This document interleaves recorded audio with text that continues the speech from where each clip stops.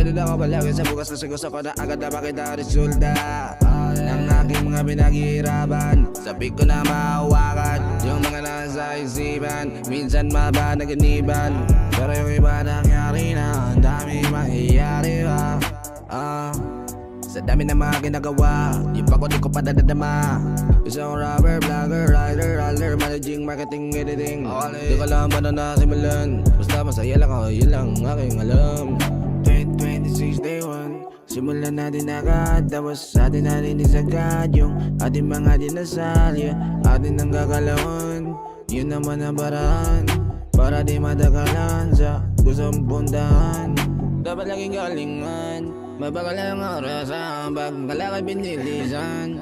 Makabili ng mga mamahalin na di na mamahalan. Manamit, sobrang presko, kahit suot, di mapresyo. Kahit damit, di man bago.